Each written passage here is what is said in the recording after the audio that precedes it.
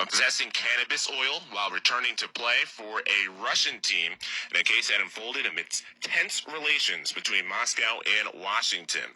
Police have said she was carrying vape canisters with cannabis oil while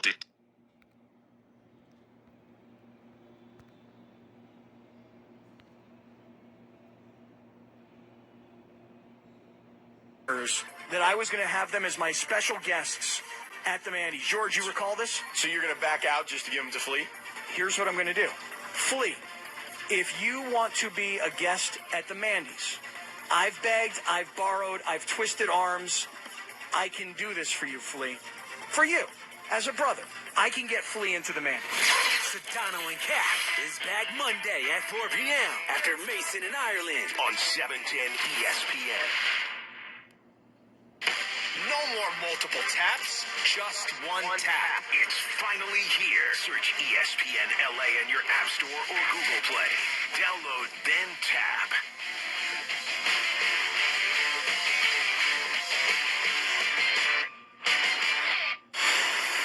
This is SportsCenter All Night. Here's Chris Lewis. SportsCenter All Night on ESPN Radio and the ESPN app, presented by Progressive Insurance. American basketball star Brittney Griner went on trial Friday, 4.5 months after her arrest on charges of possessing cannabis oil while returning to play for a Russian team in a case that unfolded amidst tense relations between Moscow and Washington. Police have said she was carrying vape canisters with cannabis oil while detained at an airport. She could face up to 10 years in prison if convicted on large-scale transportation charges of drugs. ESPN reporter TJ Quinn on an SC report. The United States government at the very highest levels is working very hard to bring Ms. Griner, as well as all wrongfully detained U.S. citizens, safely home. Brittney Griner's trial on drug smuggling charges began outside of Moscow Friday, but in the eyes of the U.S. government and most experts, it's not a trial at all. It's an exercise in theater, where everyone has a good idea how the play will end, in a guilty verdict. Griner listened to proceedings the way most Russian defendants do, sitting in a metal cage while the judge read the case file into the record. If convicted, she faces a sentence of 10 years in prison. But experts and officials say that whatever happens inside the courtroom is a distraction, a negotiating tactic by the Russian government. If Griner gets to come home, it will likely be through a prisoner swap. So this is a horrifying situation for Griner and for her family and everyone supporting her and wanting her to come home. We should see all of this through the lens of the theater that the Russian government is displaying with her case. Hostage diplomacy cases, or when states take foreigners hostage for leverage, take months, if not years, to resolve. Negotiations over Griner began in May after the U.S. State Department declared that she was being wrongfully detained. And Russia has signaled through its state media that it wants to trade Griner for a Russian man currently serving a 25-year sentence for supporting terrorism. Griner did not enter a plea Friday, but sources said when the time comes, she might plead guilty, not because of the facts in the case, but because any prisoner swap would likely require an admission of guilt. So experts said her best strategy might be to get it over with now. As far as the trial itself, what would seem like a fairly simple case in the United States could drag on for months in a Russian legal system notorious for its long delays. Her trial isn't expected to resume until Thursday. And those fighting for her release know that whether a resolution comes from in or outside the court, it could be a long ways away.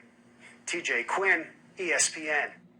Griner's WNBA team, the Phoenix Mercury, take on the Chicago Sky today at 1 p.m. Eastern on ESPN. Here's Steve Lennox with today's Top Sounds.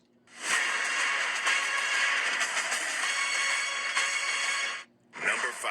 First Astros home Friday night against the Angels. Chas McCormick going deep in the third and adding to the Astros lead. The call from KBME, 790. First pitch to McCormick is cranked high and deep and far. It's gone. Two-run homer for McCormick. It's 8-1. Number 4. How about Phillies rookie Derek Hall? He just keeps hitting home runs. Hall, his first 3 hits in the big leagues, well, they've all left the park. The call Friday night on Sports Radio 94 WIP. Here's the 1-1.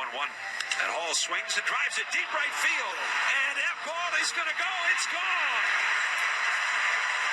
And Derek Hall, all he does is homer. 3 hits in the bigs, and they're all long balls. How about that? And the Phillies have a 4-3 lead. Number 3. And staying in the Commonwealth of Pennsylvania, in Pittsburgh, Brewers just kept hitting home runs and scoring runs against the Pirates. Rowdy Tellez up with 2 on in the second. The call from 620 WTMJ. The pitch, a high drive out to right. Going back is Madris, looking up, and that ball is gone for Rowdy Tellez.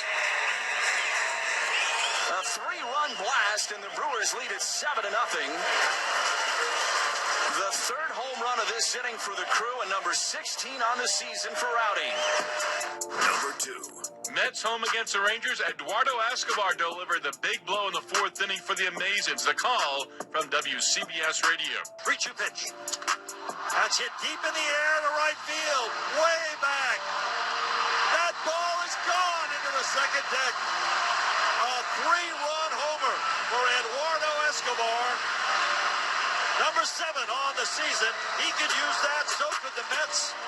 It is now 4-1 New York. Number 1.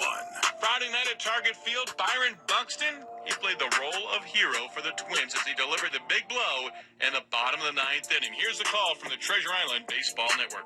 I'll say no doubles defense right now. The 1-2 pitch, a fly ball, left center field and deep. Back it goes! Deep it goes! Twins win! Byron Buxton, another walk-off home run. Lopez is human, and Buxton knocks him out of the game. And the Twins walk off the Orioles, winning tonight 3-2. Steve Lennox with today's top sounds. A lot of Major League Baseball in there. Some Major League Baseball scores. Marlins beat the Nationals 6-3. Brian Anderson hit a big home run. Blue Jays topped the Rays by a score of 9-2. Brewers hammer the Pirates 19-2 final. And the Royals upend the Tigers 3-1. A walk-off with Minnesota getting the victory over Baltimore, final 3-2. This has been SportsCenter All Night here on ESPN Radio. Give thanks to our producer, Billy Trice, our technical producer, Marvin Argueta. Coming up next, it is Marty and McGee. They'll have all the Saturday headlines, plus Hillbilly headlines. SportsCenter All Night, ESPN Radio. Jason, J. Will, and Matt. I would have never guessed that Kevin Durant would have had Kyrie's back to that degree after everything that's happened. Get more from the guys Monday morning at 6 Eastern on ESPN Radio and on ESPN2.